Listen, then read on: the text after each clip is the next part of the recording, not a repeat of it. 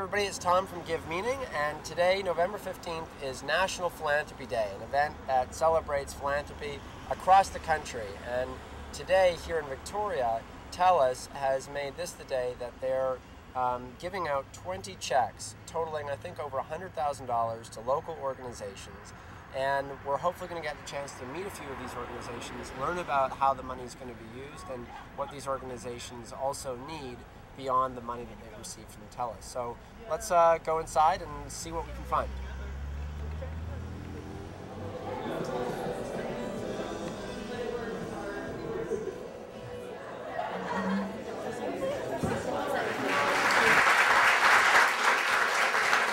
I have the privilege, on behalf of the TELUS Victoria Community Board, to start the ball rolling, so to speak. A gift that we're very happy to give you of $3,000 to help you on your specific project. So Marty, thank you, and thanks for the work you do. Well, Marjorie is with the We Rage, We Weep Alzheimer Foundation as a special project lifesaver, and we're very, very happy to support your work with a donation today from the TELUS Victoria Community Board of $14,000. Thank you again. The check that Marshall is going to give you right now represents a very expanded program that you're doing, and so it's with great delight that that program, which requires $20,000, is what you're receiving this morning. Thank you. $20,000 to solve. Thank you very much. Thank you very, very much for coming forward with your plan so we could say, yes, let's fund that. So thank you. Give her a hand. All the best. So, Mel, we've given away cumulatively how much this morning? This morning, about $110,000, but there were representatives here who had received money earlier, their checks earlier, so it's $192,900 was represented in the room. Is that right? Yeah, I feel real good to see that these programs that they have now, that's right, will have the support that they deserve. And all local organizations. I mean, yeah, that's the key to this We Give Where You Live. Yeah.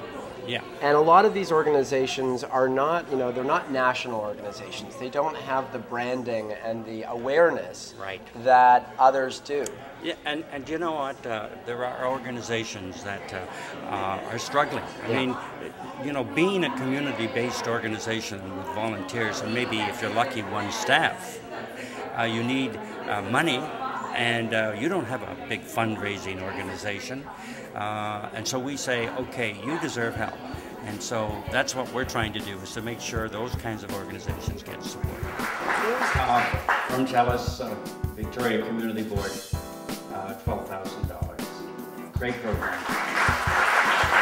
So congratulations on getting your guys' grant this morning. It's $5,000 for, is that right?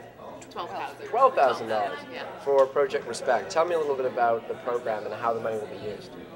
So Project Respect is a violence prevention program that focuses on youth ages 14 to 19, and the money will really go to our youth leadership program called the Respect Revolution campaign. And what it does is brings together about 15 youth, and we do a training for about 10 weeks, and we talk about the contributing factors of sexualized violence, and after that the youth get together and decide how they want to raise awareness about this issue in their school.